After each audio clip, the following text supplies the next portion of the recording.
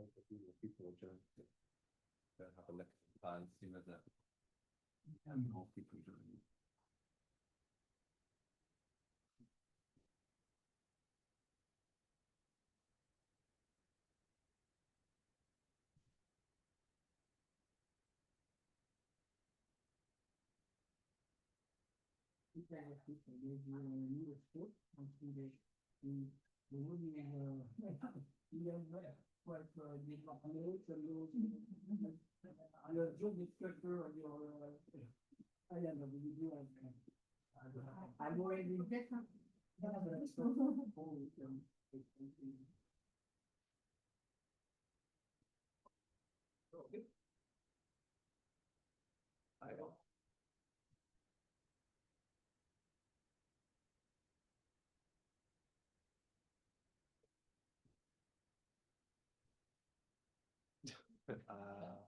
I said 20. That was maybe a bit ambitious. I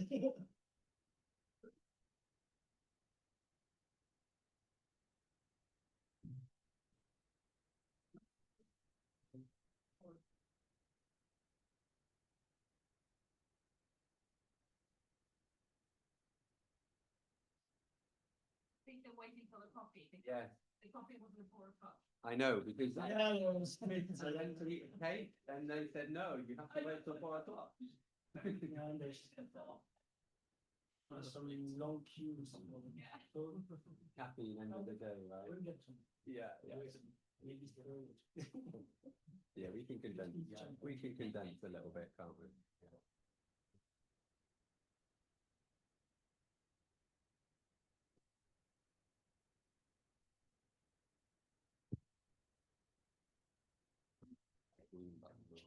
Will be the magic button, the green one. Okay. But if it's if it goes too quick, you probably need to go left anyway. Yeah, I think you have to point it up at the back.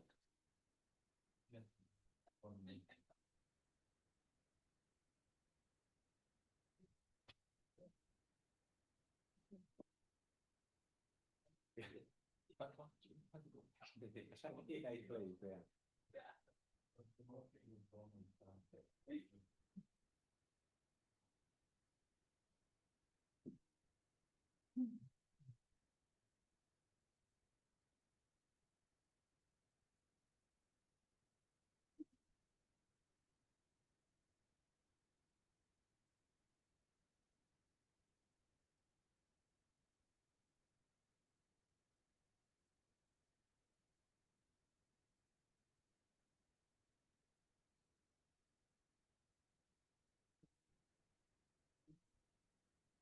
No, I don't believe that they will. If you guys want water, this feels free because they haven't provided any here. So if you want to get any water, we can wait a bit longer if you want to get anything. Yeah. Patrick, do you want any water? No, you're okay.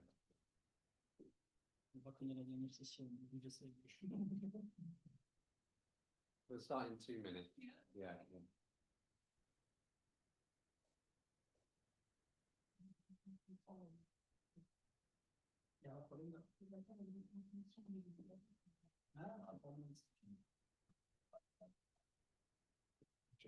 Will you be presenting in English or in Italian?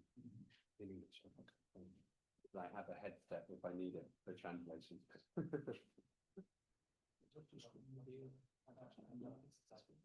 That's just a presentation screen. That one will be English subtitles. And that's Italian.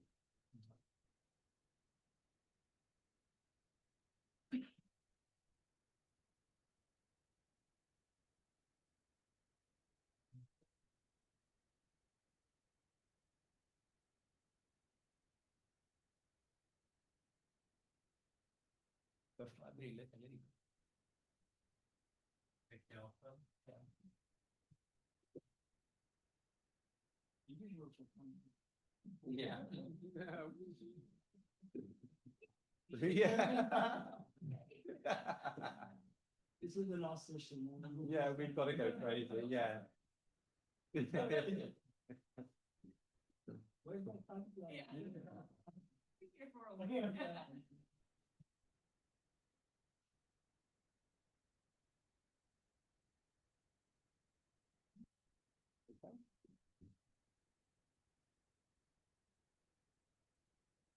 Great, I think we'll make a start.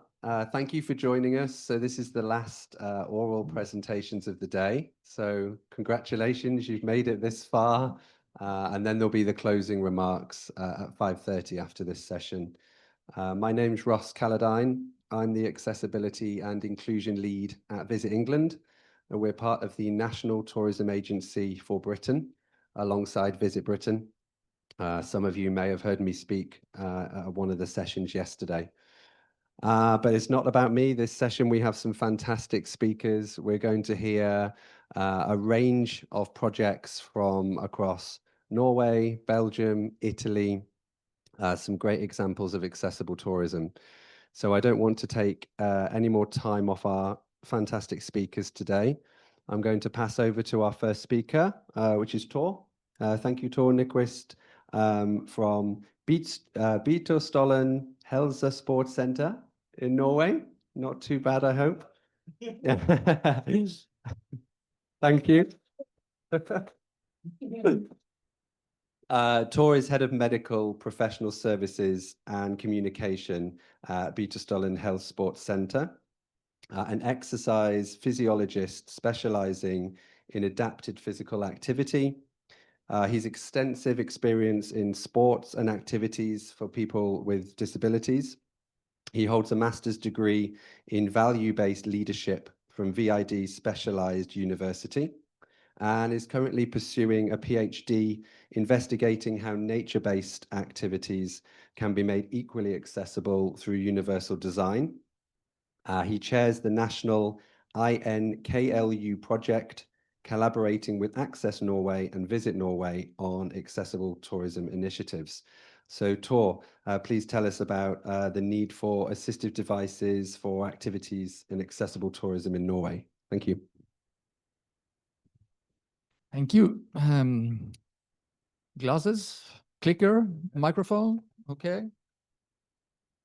Let's see where we ended. Okay, thank you.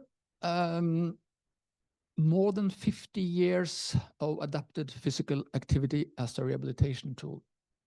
That's where I'm working right now, as health sports center up in the Norwegian mountains, as you can see on the picture, 900 meters above sea level. And we have 900 people with disabilities at the rehabilitation center each year, all kinds of disabilities. So, and we started in 1970, so this is a quite old center. And we are a non-profit ideal foundation. So that's my workplace, and that's where it's all began in a way, before. I want to show you a very short video. Hopefully it works.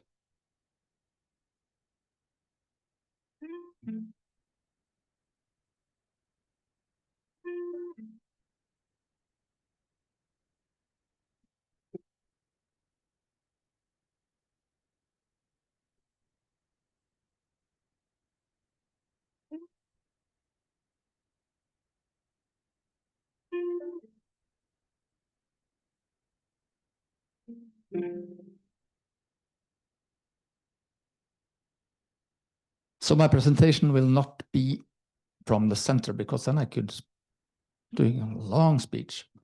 But it's the Health Sports Center. We joined a project called Accessible Tourism, or Accesstour. And Accesstour is funded by the Norwegian Research Council, and it's led by Nordland Research Institute. And it's a collaboration between NGOs, health organizations, and a lot of different organizations. So that's where it started. And the aim of this Accesstour project is to create a more sustainable, inclusive, and accessible tourism. And the context of this is nature-based and rural destinations in Norway, different part of the country. The project will end this year. We have worked for 4 years. Some of my colleagues are sitting there from Sunndalsstiftelsen. They're also part of this project. Fan club? No, but we work together. So we have made this report, Accessible Tourism in Norway, Experiences and Preferences from the Traveler's Point of View. And what I will present is a small part of this report. Background. It's a lack of knowledge. We know it's a lack of knowledge according to accessible tourism and nature-based activities. Okay, the last few days we have seen and heard it's a large scale of people with disabilities. I don't go further into the numbers. An increased share of seniors. And both these groups are seeking more adventurous activities. I think my colleagues, they not on their head because they agree with that. But we have some barriers, of course. Limited physical access is one of them, attitude, and lack of information. And the point of lack of information has been a point that has been pointed out this few days, and I'm totally agree. That's exactly what we also found in this survey we had. And let's skip this. More background. Numbers of benefits to a physical active lifestyle. We know that from research, both physical and mental. However, people with disabilities are less active than people without disabilities, and especially when in need of what I call assistive devices for activities. So the abbreviation ADA will follow us through this short presentation. Assistive devices for activity. What this might be a tricycle, and it might be a sit ski, for instance, different activity aids. So the aim of what I will present is to map the need of lending or hiring assistive devices for sport and leisure activities when traveling to participate in nature-based activities. And Norwegians do travel to participate in nature-based activities.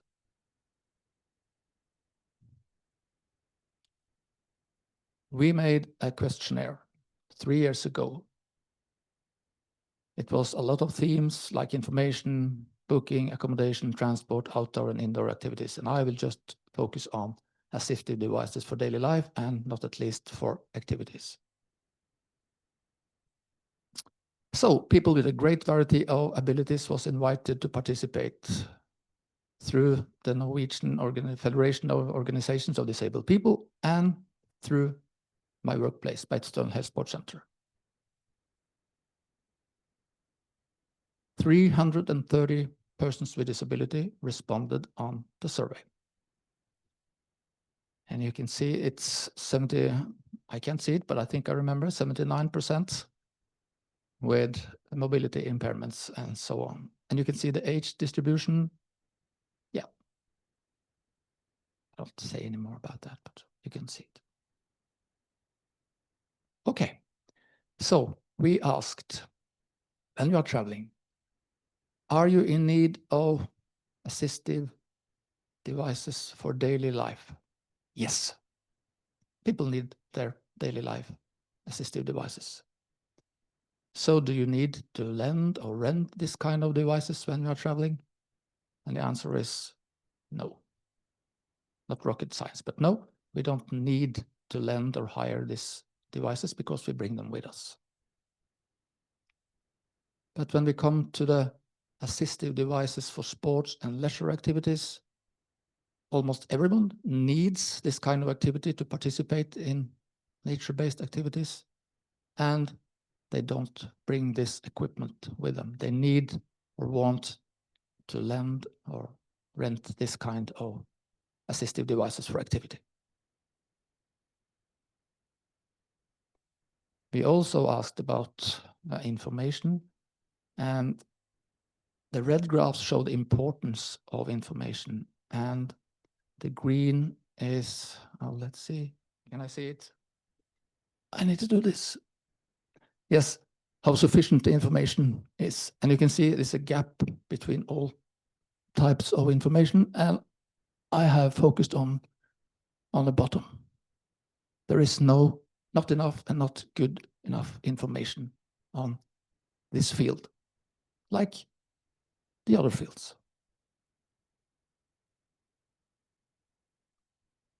This is a synthesis of what we figured out. You can see the gray bars is, in a way, the needs, and the hatched bar is if they want to rent or lend this kind of assistive devices. And this is by disability type.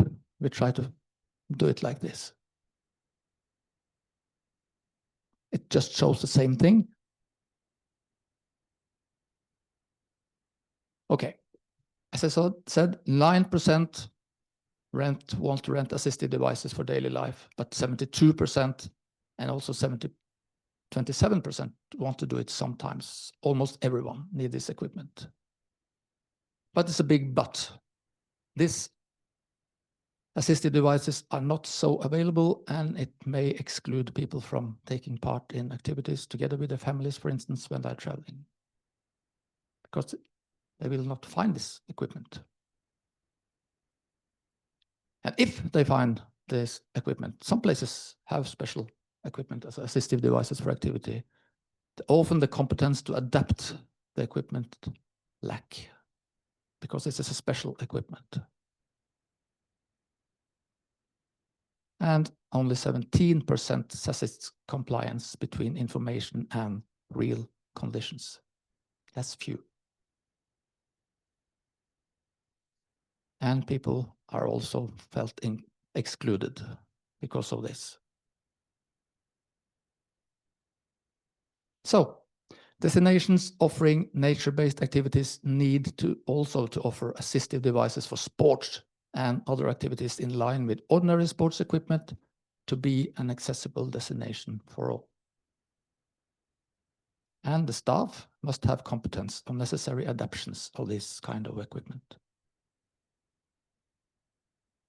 It's one of our users from the Health Sports Center doing activities with a tricycle. Lack of sufficient information and compliance of information. We see it. And it's also crucial that information about assistive devices for activity is reliable and also is universal designed. As Ross said, I have started with a PhD project called How Can Nature-Based Activities Be Made Equally Accessible to Everyone Through Universal Design and/or Reasonable Accommodations. The first article are in a revision process, and it's called Accessible Tourism, Nature-Based Activities for All Needs for Assistive Devices and Information Among People with Disabilities. Okay, do we have some practical solutions for this? In Norway, we have, in Norwegian it's called BUA, but in English, CYA. It means Children Youth Activities. And that's a non-profit foundation providing free loans of activity around the country. So we have started collaborating with the management of this system and try to get them to also incorporate assistive devices for activity. Why can't they also have this kind of equipment? Oh yes, it's expensive. We see that. And then it's also about the competence. But we have offered them that they can come to our center and collaborate with us and enhance their competence of this type of assistive devices for activity. So we are working on it, and I think, hopefully, we will be closer to a solution during next year. And Sunnaas Stiftelsen, who are sitting here, are also a part of this. So hopefully we can unite forces here and see if it's possible to do something with this situation. Hopefully it is. Thank you.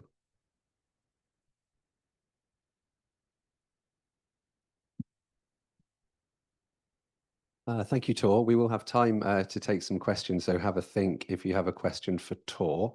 I've got a couple. That was a really interesting presentation. Most of your visitors to the centre, are they domestic? Do you have any international visitors? What's the balance of use? To the center where I work, we have just domestic clients, because it's the Norwegian health system that pays for everything. but we have a lot of foreign visitors from all over the world. Yeah, absolutely. And we cooperate with some foreign institutions, and they come and stay up at the hotels, and we help them out with activities and our equipment and stuff. So that's kind of collaboration.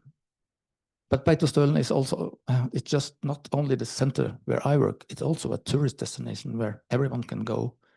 And we do collaborate with the Tourists Association up at this small winter sport place, so they can lend equipment from us for free. So we are in a special situation. And you were saying about the project that you're working on now is looking at solutions on how you can support adaptive sport equipment to go into some of the mainstream operators. Tell us just a little bit more about how that's going and how you might be able to fund, maybe.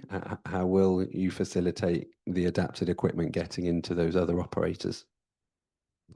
Yeah, that's the big question, because as I said, this equipment is quite expensive. But in Norway, we have a system that everyone that's in need of assistive devices for an activity, and it's under 26 years of age, they got it for free from the government. Are you over 26? It's a bit more complicated, but almost free. But when people are growing and it's not suitable anymore, they turn it back. And then the government calls us and says, we have a lot of equipment here that's turned back. Do you need some of this? And sometimes we need it. Sometimes we send it abroad. And sometimes we also try to help out this BUA, CYA system, to get hand on this equipment for free. Otherwise, it's very expensive, and we need to have collaboration with the authorities on how to make this equipment accessible for everyone. Thank you. Do we have any questions in the audience for Tor? Any questions at all? Yes, from the fan club. No, just to follow up on the comments, I think there's a lot of people with disability with a lot of equipment back home that they use maybe part of the year, some weekends. So maybe if we have a system that we can actually gather that together, and also a lot of organizations and sports society that has equipment that's used part of the year. So maybe if we collaborate and get the knowledge up, I think we believe that we can do some changes so more people can access nature together. So, yeah. Thank you. Any other questions for Tor? No, I think you've got off lightly there, Tor. Brilliant. We'll move on to our second speaker. Welcome, Jerome. Jerome Chaplier is the director of the Fédération of Nature Parks of Wallonie in Belgium, bringing together 13 nature parks. Sustainability, justice, and citizen engagement are the red threads throughout your career. From 20 years experience in NGOs, European advocacy on human rights and environment, and philanthropy. He draws on three main drivers: building partnerships, including across borders, connecting environmental, social, and economic challenges, and fostering innovation as a laboratory for future generations. And Jerome, you're talking to us about adapted trails for people with disabilities in Walloon Nature Parks. So over to you. Thank you, Ross, and thanks everyone for coming. Session 24 out of 24. We're a bit afraid you call it a graveyard session.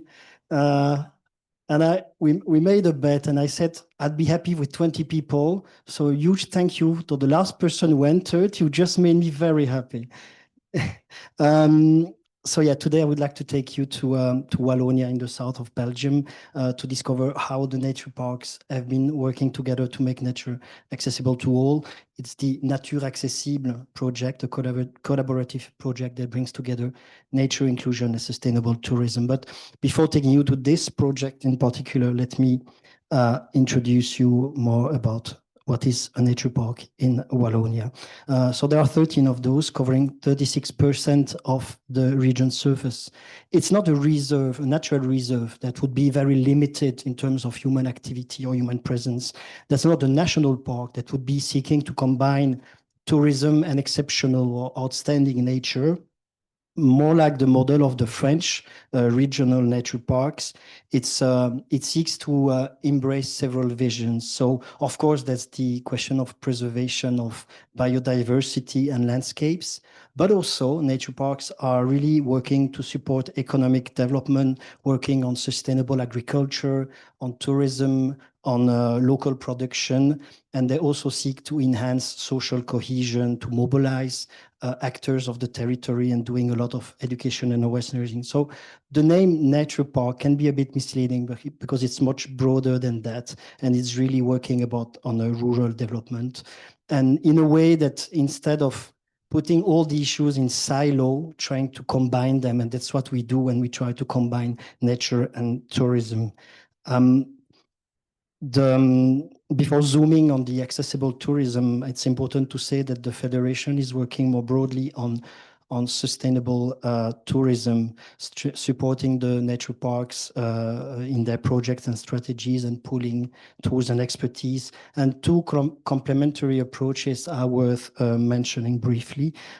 So we have released a guide that seeks to answer this tricky question sometimes. How can we welcome visitors in areas that are very rich in biodiversity without damaging what makes them unique? So we have this guide, I have a few copies, even though it's only in French, that seeks to provide some methodology for that. So how to identify a site that can be suitable for welcoming visitors, how to develop and structure the project, how to involve stakeholders, how to manage visitors' flows that can be sometimes very tricky, and monitor the impact. So the idea is really to turn tourism as a driver for conservation, education and well-being. It doesn't have to be a threat for biodiversity, but you have to do it right.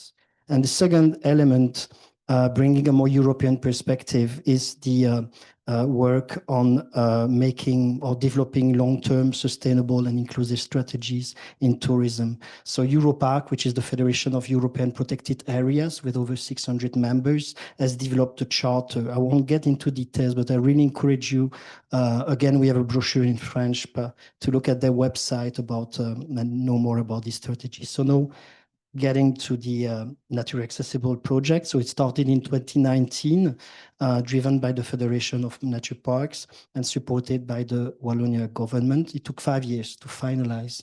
The goal was simple, but also ambitious, because nature park don't necessarily have the expertise in their DNA to be working on accessibility. It was to develop access to nature for all by creating short discovery trails with enhanced accessibility through pilot projects in 11 nature parks. 2 of them dropped. I will explain the reason why they dropped. So in the end, we have 9 trails in use, and among which 8 are certified.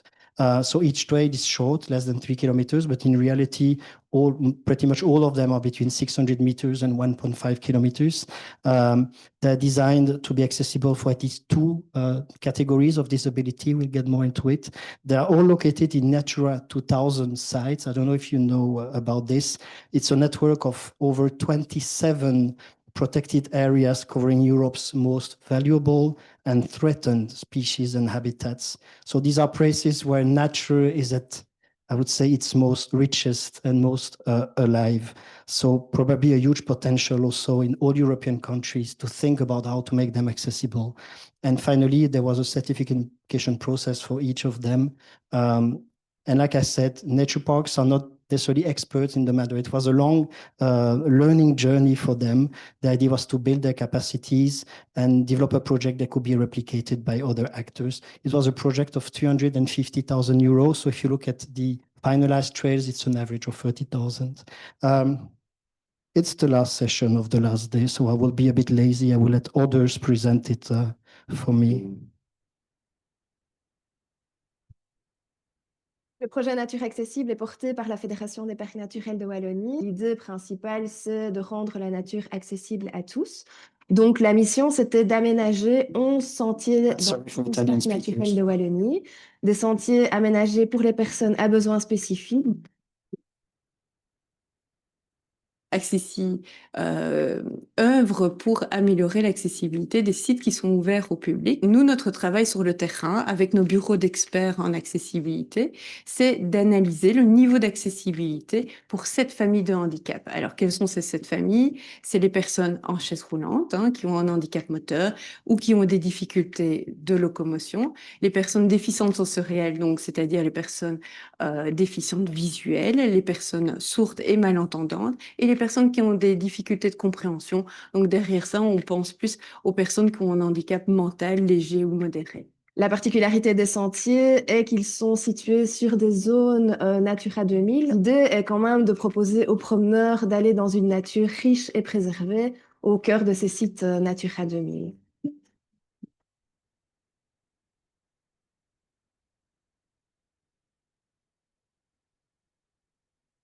Pour la conception des modules qu'on voulait installer sur le parcours Nature Accessible, on a d'abord travaillé des thèmes en interne, on les a conçus, enfin on a conçu le contenu, et alors on a fait appel à une entreprise pour la conception, la réalisation graphique, scénographique des modules, et alors on a travaillé avec des institutions pour personnes handicapées pour valider nos contenus et nous aider dans la qualité des contenus.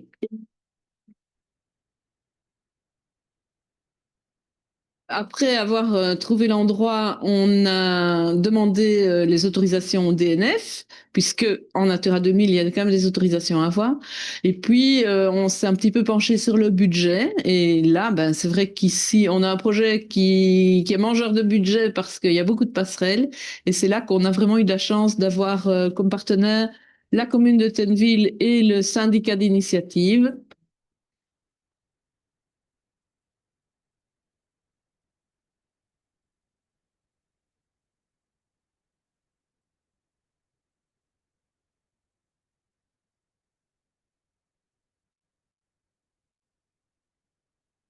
C'est assez agréable de pouvoir profiter de la nature et d'avoir des explications en même temps.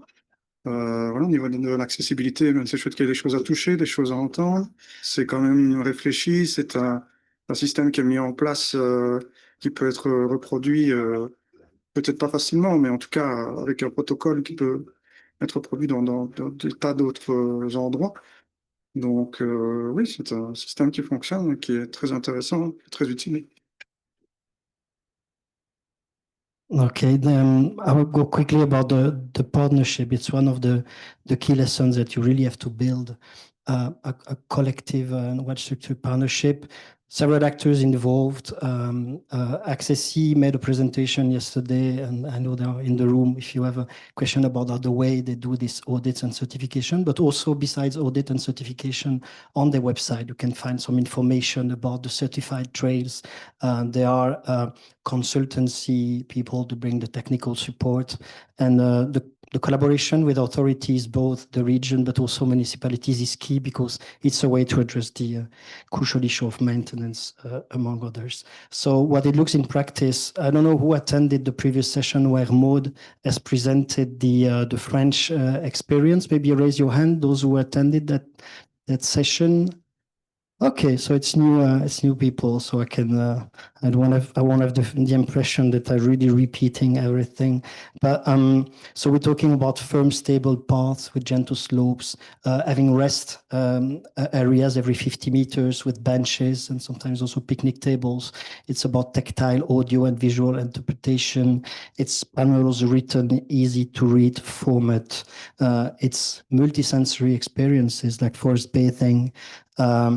And altogether, basically, it's about universal design. So it benefits also to families, seniors, and actually everyone seeking comfort and safety. The feedback was extremely positive from visitors, although I must say, tracking and monitoring the usage of these trails is in a very rigorous way is always a tricky thing. So now I'm going to quickly run into some lessons learned. There are four areas of lessons I would like to share. First, we noticed that accessibility should be embedded in park strategies, in the strategies of the territories, and not as a one-off project. And it starts with well-thought governance, then start with the REMs and the boards. So gathering partners, setting up a project monitoring committee, defining the process, the first crucial step. Two aspects here, of course, early user involvement goes without saying. Pre-visits with user groups really help fine-tune the design. And for several nature parks, it was an opportunity to work with actors they were not really used to working with. And we talked about maintenance is quite an issue, and sometimes better to formalize right from the start who's going to be responsible for issues related to vandalism or even just the natural degradation of the structures. Second area of lessons is about design and implementation. Be smart, but be simple. Mo talked about humility, and when you intervene in the natural areas, there's an assessment tool designed by Accessi to identify whether the site is suitable or not for developing a trail. Choose simplicity over perfection. Sometimes just compacted gravel path is more resilient than sometimes more expensive structure. Choose quality materials. It can be more expensive to start with, but over time, it's of course more interesting. And think about the barrier-free chain. It was a challenge for us. We're talking about natural areas that not close to a station. Sometimes even two of the projects dropped, and one of the projects dropped just because they never managed to have the authorization to use an area as a parking lot. So no parking lot means quite tricky for the rest. Last lesson learned, it's about, I talked about it, it's maintenance. When it is in use, then the work really begins, the tough work, because weather, vandalism can be a critical challenge. So we learned that appointing a local partner for maintenance is helpful, doing inspection, recertifying after 3 years. And sustainability is also about bringing the trail to life, organizing activities, bringing different groups to it. I know that was the last lesson, the category. It's about social inclusion. So it's really about building connection. Visitors describe the benefit as not just technical, but emotional. So feeling safe, feeling autonomous, feeling connected to the nature. And like we said, it's inclusive of all kinds of publics and the social dynamics around there with the school projects, with different groups, some using apps, treasure hunt apps to bring people is also very interesting. And the final takeaways briefly, accessibility does strengthen conservation. If you manage to build a broader community of people who feel empathy for the nature, then you bring and you strengthen support. Governance is as important as design. Clear rules and cooperation is key, and universal design benefits everyone. There are hundreds of nature parks in Europe, so maybe in your country there are actors you could work with to replicate this. Thank you, and I've got some brochures, we got a YouTube page, and we are happy to talk also.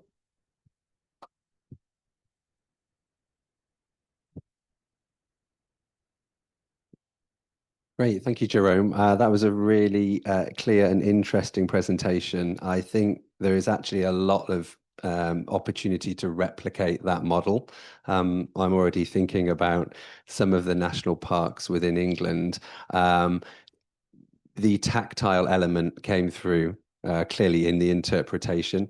I love the fact that you had different types of the trees from the forest, and you brought them into an interactive exhibit.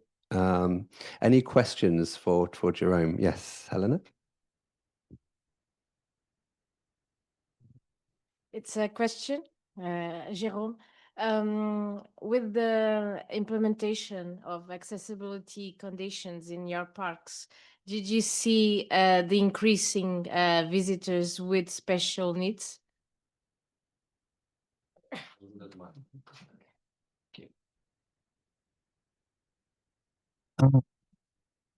Coming to Turin, I made a call with some of the person managing these trails, and the answer is yes, but that depends first whether they have really worked hard on promotion. You know, sometimes when you're at the end of the project, the last drop of the budget has fallen, and then you realize you have to promote, you have to develop partnerships, you have to work with institutions, etc.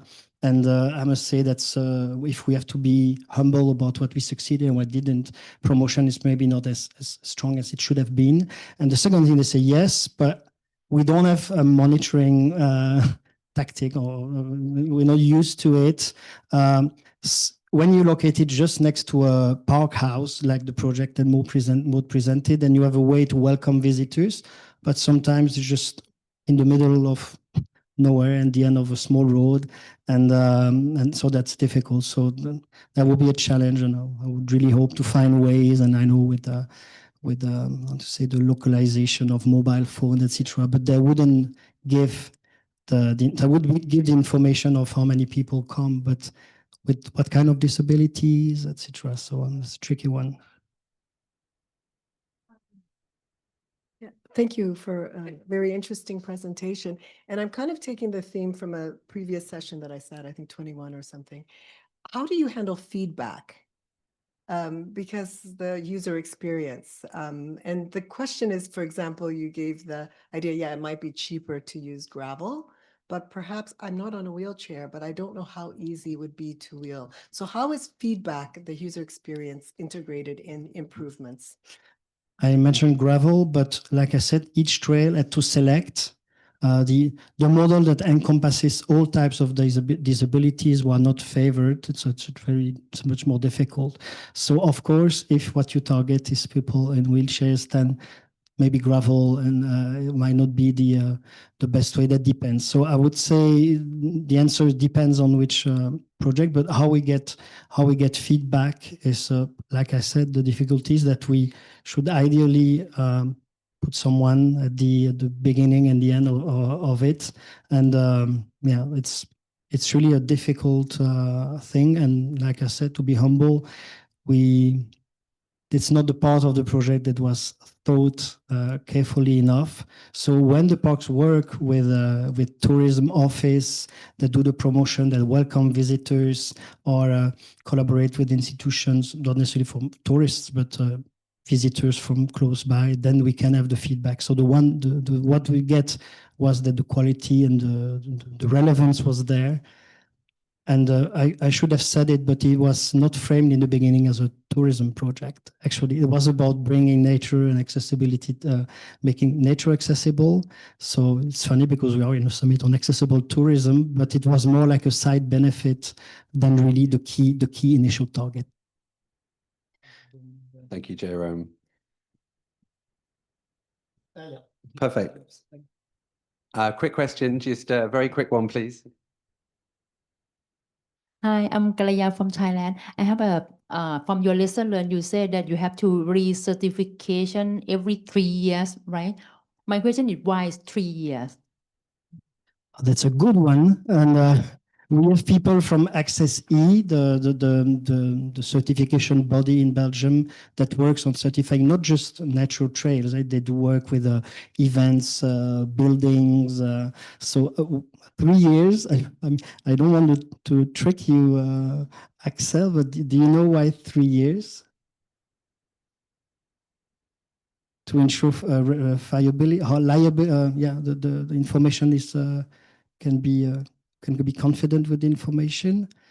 And I guess in this case, over 3 years, when you're in the middle of the nature, I would even if it's tricky, I would say 3 years, it's already long because it's not like a building. I mean, here you have visitors, you have weather, you have sometimes floods, trees falling on the trail. So maybe 3 years is even very long. Thank you, Jerome. If we have any extra time at the end, we can take some more questions. But I'd like to pass over to Daniele now. Daniele is a technical volunteer for a non-profit sport association in Italy. Daniele, I'll let you give your full introduction, and you're going to be speaking to us about inclusive sea sports today. The floor is yours. Thank you. So good afternoon. It's a privilege to be here at the World Summit on Accessible Tourism. And first of all, I would like to thank the organizers for giving us this opportunity to be here to share our vision and our experience. So I'm a technical volunteer at Tiliaventum. My academic background is in international relations and global studies, while I'm working in a local touristic sector in Lignano, Sabbiadoro.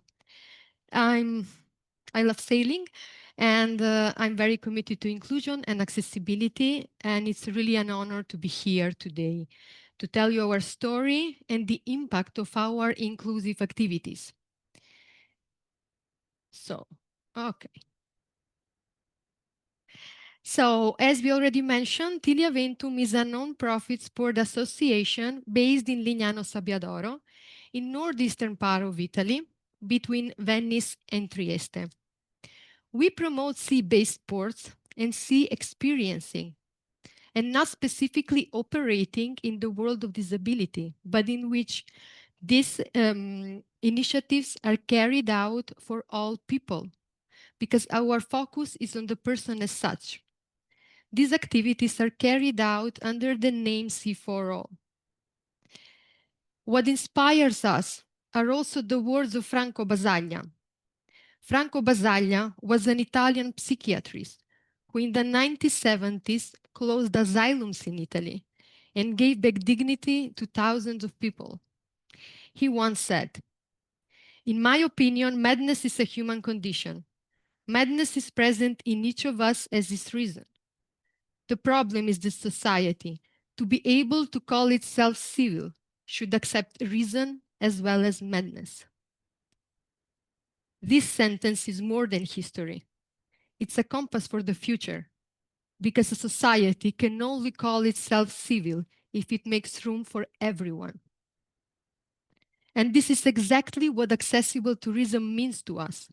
It's not only about infrastructures, ramps, or lifts, but it's also about the society, a society able to welcome every person into shared spaces and shared experiences.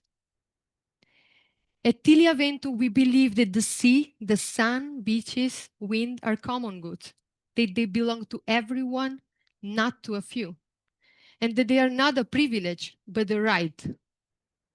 And for more than 20 years on the Adriatic coast, we have been working to make this vision reality. Step by step, but with passion and patience, we have opened the sea to people who will traditionally left on the shore.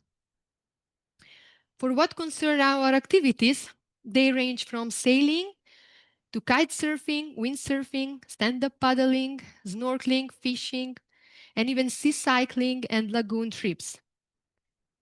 All these disciplines are practiced with an inclusive approach. They are open to everyone.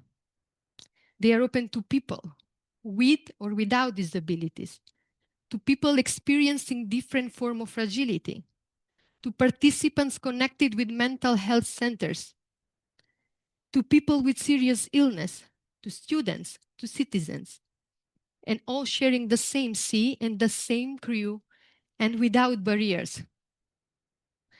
And when we say without barriers, we mean it, because there are no physical barriers, thanks to the accessible side, to the accessible boats, docks, facilities. There are no mental barriers, because there are no prejudices or preconceptions, participants and persons. And they are active crew, they're not just a passenger. So with the same dignity and the same responsibility as anyone else. And no economic barriers, since all of these activities are completely free of charge. Because we believe that in a civil society, these barriers have to be removed whenever they become obstacles. And all these activities are not occasional events, because they are continuative program running all year round. Because we believe that inclusion cannot be episodic, that it must be part of everyday life, contributing to improve the quality of daily living of all people, boosting self-esteem, developing new skills and knowledge, and also strengthening interpersonal relationships. At the heart of our vision is Capita. Capita is a 9.5-meter sailing boat which is created according to the principles of universal design for complete autonomy on board. From these pictures, you can see Capita's equipment, let's say. So there is a wheelchair accessible gangway, which you can see in the first picture, a tilting platform for stability, the lower picture, because when you sail, when you use the boat and you go ahead only thanks to the wind, the boat sometimes is tilting. So you have this possibility to choose the right inclination in order to maintain an upright position, which is very comfortable for people using wheelchair. And there is also a joystick steering system and a large spokeless helm for easier handling, which is the big black circle. And as you can see, differently from traditional sailing boats, as I said, is without spokes. So also a person that uses a wheelchair can steer in a much more comfortable way because it can go close and it's easier, it's much more comfortable. There is also a tactile model of the boat that allows visually impaired participants to understand the layout and to be able to take an active role. Moreover, as you can see, the boat has color contrast that enhance visual accessibility. Alongside Capita, we also have an accessible motorboat, and the name is For All, and opens the lagoon and the sea to people with severe mobility limitations, offering safe and inclusive trips. What happens on our boats, on board our boats, is not about the system, but it's about autonomy and it's about dignity and the joy of sharing the sea all together. And on land, our accessible maritime base provides not only the physical infrastructures, but a welcoming space where crews learn, prepare, and share life together. Here, I have a very short video, and we can see a participant reaching our side, which is within Marina Punta Faro. As you can see, there are several accessible parking places. Here arrives by his own. He's independent, and he now can move independently through the paths, through the ramps, reaching our Tiliaventum side, which is this one. And this is the kite surfing board, for example. And one very important thing is that before heading to the sea, he will now show us a fully equipped and accessible restroom available for participants who have these needs. Now he will move to the docks. He is reaching the accessible, in this case, sailing boat, and he's boarding by himself using the gangway. On our website, we also provide detailed information,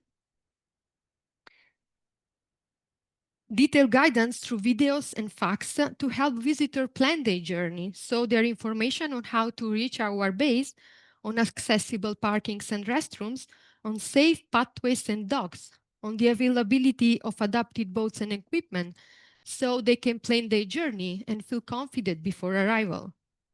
We also provide a wide range of usable equipment, such as stand-up paddling and kite surfing boats, special cushion for safety and comfort, kayak, electric assistance for wheelchairs, and there are also tandems for land excursions, thanks to our collaboration with Promoturismo, which is the regional tourism board of Friuli Venezia Giulia region, which is also engaged in accessible tourism. Moreover, our instructor and volunteers receive continuous training. And we extend inclusion into schools where testimonies and shared experiences spread this constructive vision of accessibility and inclusion to younger generations. Together, these elements form an inclusive ecosystem, because it's not a single project, but a system where accessibility is built into every part of the experience. One of the most radical elements of our work is the participation in regular regattas. Regattas are the sailing races and sport events that are not specifically Paralympic. So there are no parallel or dedicated activities, but full integration into traditional context. And this represents a paradigm shift because it overcomes the old logic of separate initiatives and promotes a deep cultural change. that inclusion is no longer stages in special events, but it is part of the ordinary calendar of sport and tourism. Because when inclusive crews take part on regular regattas side by side with everyone else, they send a powerful message that the sea truly belongs to all. The impact of our inclusive activities are visible on the water, but also in the life of the community. And over the years, more than 9,000 participants have been involved. But the true impact, we think, it cannot be measured only in numbers, because it is felt in the confidence of someone who tells the helm for the first time, in a smile of a person that rediscovers joy after years of silence, and in the friendship that grow when sales go down and they sit at dinner together. Of course, this impact is possible thanks to strong alliances with the Mental Health Center of Gorizia, which is here to Basaglia's vision, with other mental health centers, schools, local association, public institutions, foundation, and so on. And inclusion is not limited to Lignano, because every year during the Barcolana in Trieste, which is the most participated sailing race in the world, we bring our Sea for All activities there. We have a dedicated stand where we provide information and raise awareness on accessibility and inclusion. We organize sailing tricks before the regatta, the days before the regatta, and we also participate to the race itself with inclusive crews. And at this stand, participants contribute as volunteers, also participants connected with mental health center, showing that inclusion doesn't mean only taking part, but actively contribute as citizen. This shows that accessible tourism is not just about sport. It's a social inclusion rooted in the community. It's about a cultural transformation that improves civil society. And it's a model that can inspire other destinations and communities in Europe and beyond. Accessible tourism creates new opportunities, not only for improving the quality of daily life of people, but also for the tourism sector as well itself, which can open up to a wider and more up-to-date form of hospitality, while at the same time supporting the development of the local communities. What happens in Lignano demonstrates that accessible tourism can be fully integrated into the territory, generating not only inclusion, but also innovation, sustainability, and also pride for the whole community. And I think our presence here today is the proof that this is possible, because through our work, we help redefine tourism not as a privilege for the few, but as a right and opportunity for all. Because as Franco Basaglia reminded us, a society can only call itself civil if it makes room for everyone. And on our boats, this vision becomes reality, because the sea, that is a common good that belongs to everyone, becomes the space where dignity, equality, and encounter are lived every day. And before thanking you for your attention, on behalf of Tiliaventum, I warmly invite all of you to visit us in Lignano, to be part of our crew, and to directly experience what accessible tourism means to Sea for All. Thank you.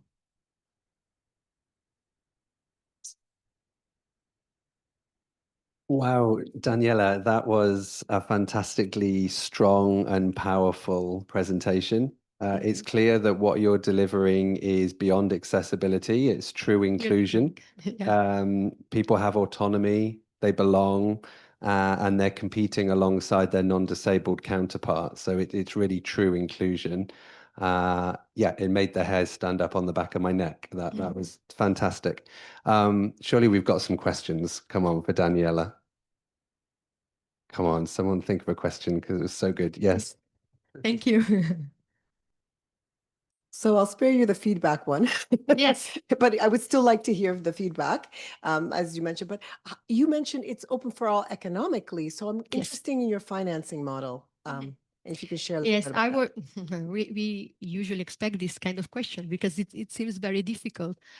First of all, thanks to volunteering, because at Tiliaventum, we are all volunteers. So the fact that people are committed, the community is committed to, they make available the proper time, and who owns the boats make available the proper boat, and they participate with the proper family. Of course, this is possible also to the support of, for example, the region, the city of Lignano, foundations, but also simply people, friends, that they share our vision, maybe because they experience it, and they are willing to contribute to make this environment available also to people that otherwise couldn't participate, and often also for economic reasons. Thank you. Thank you. And we'll now pass over to our final speaker, Patrick Creux from La Casa di Sabbia Onlus in Italy. Since 2017, Patrick has served as Secretary of La Casa di Sabbia Onlus, a non-profit organization based in Aosta Valley. I say that correct? Within the association, he mainly focuses on legal assistance for families of children with severe disabilities, and coordinates the I Play Too, an initiative that provides adapted and inclusive toys to ensure every child can have the right to play. So Patrick, over to you. Tell us about an inclusive tourist guide for children with complex communication needs. Thank you. Thank you, Ross. Okay. I am Patrick. I'm here today representing La Casa di Sabbia. La Casa di Sabbia is from Aosta Valley, on the other side of Italy. Daniele. Aosta Valley is the smallest Italian region, and the home of the highest Alpine peaks. We are just 100 kilometers from Turin. It's an honor to be here to present a project that is very dear to us. This guide, in Italian, the title is Camminare in Valle d'Aosta, and in English, we like to translate this as Actively in Aosta Valley. This is an inclusive tourist guide designed and created for children with complex communication needs. Our goal is simple: to make the beauty of our region truly for all.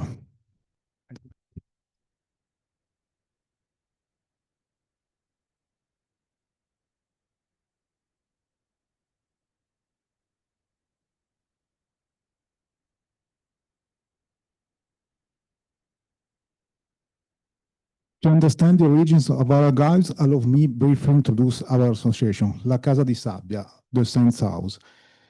La Casa di Sabbia was founded in 2017 in the Aosta Valley with a clear mission to support families of children with severe disabilities.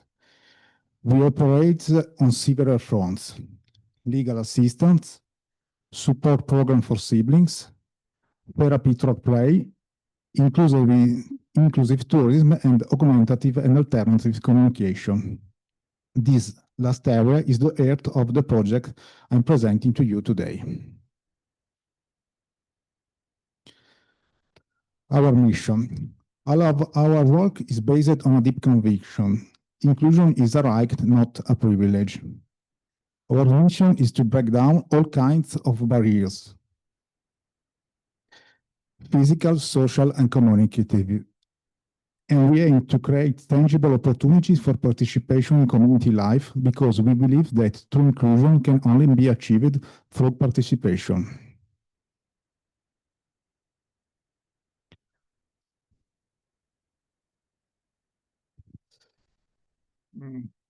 Our journey into accessible tourism didn't start today with this guide, but our first major step was the project In Alto con le Ruote, and we like to introduce Go Higher with Wheels.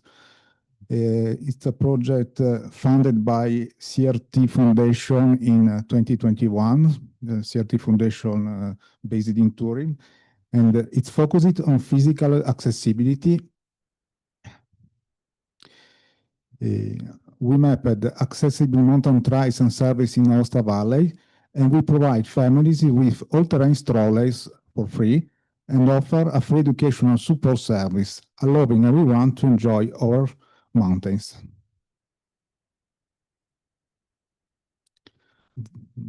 Here you can show some pictures of the families.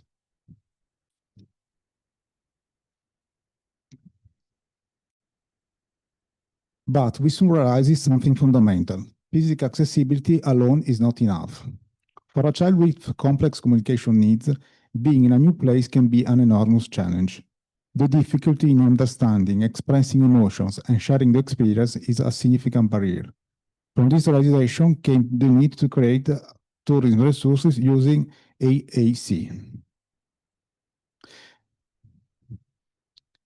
This is not the first AAC publication because our association has already published two AAC storybooks for children, Il Natale di Cagliostro, Cagliostro Christmas, and Cagliostro in the Mountains.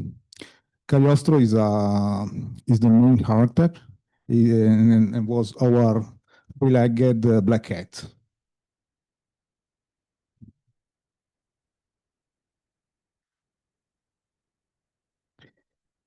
Both books are fully written in AAC to help children enjoy and participate in shared reading moments.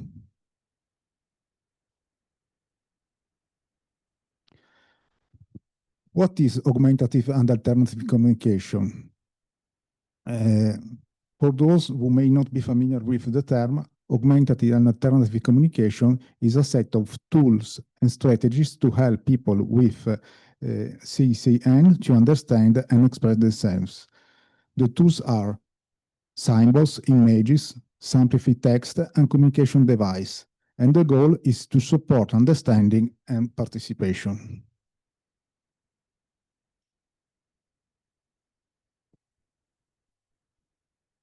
Why an AAC tourist guide? The answer is simple, because tourism resources for children with CCN are almost not existent. This reality often leads families to feel excluded from cultural and natural heritage. An AAC guide transforms the visit. It makes it understandable, enjoyable, and a truly shared experience from the entire family.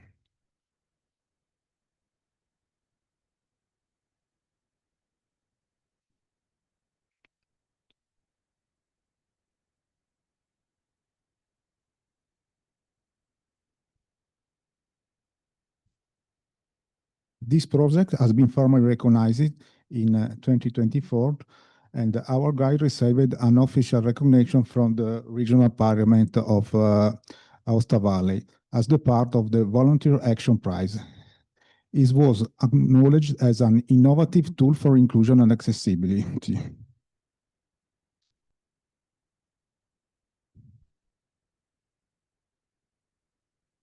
This guide is the result of intense teamwork. It was developed in close collaboration with families, AAC expert Lisa Rico, and illustrator Irene Tarticchio. It's based on children's experiences and needs, and it was tested and improved with real users. This is the structure of the guides. We have history of Aosta Valley, alpine nature and wildlife, the highest mountain peaks, castles, and the legend of the Edelweiss. And we also have a part for family-friendly accessible trails.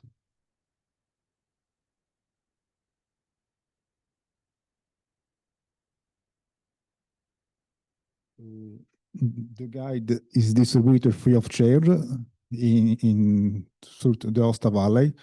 You can find these in the Forte di Bar. The Forte di Bar is a military fortress that hosts a museum and is the gate of our region because it's just after the border with Piemonte region.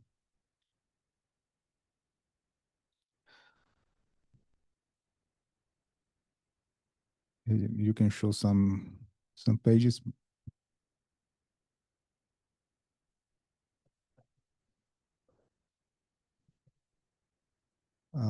This is the page. These pages is you can. I don't. It's I can read. This is the Aosta Roman Theater, and one of the most important Roman buildings in the Aosta, and it's accessible. This is a local legend, the legend of Edelweiss. And this is I think, of course, this is the page that shows the pets accessible.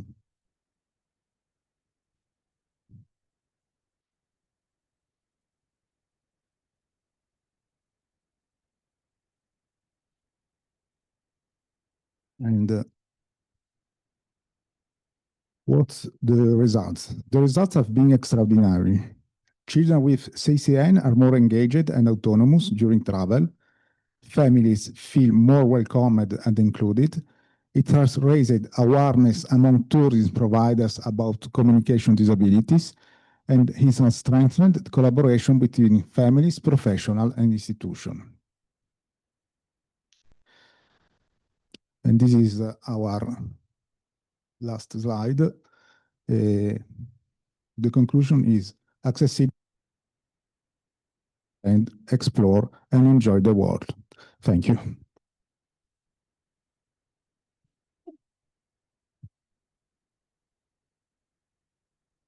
Great, thank you, Patrick. I think that was really important, your presentation, because the group of children with complex communication needs I hadn't heard represented at the conference until now.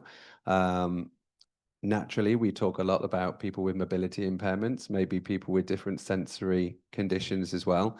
And this is a really important group. And your project shows that it can provide autonomy and inclusion for this group within tourism. So a lovely project. Any questions for Patrick? Or any questions for any of our speakers, finally? We just have a couple of minutes before we head back for the closing speeches. Any further questions?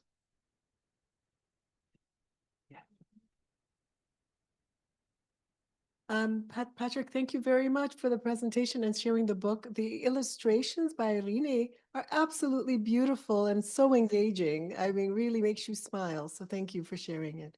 Thank you. Any other questions? No? Well, it just leaves me to thank my speaker. Oh, thank you for keeping to time and delivering some really great projects that I think have transferability for others to follow in their countries as well. So thank you for coming along today. And if you'd like to head back, I think it's the closing speeches now, but thank you for your time.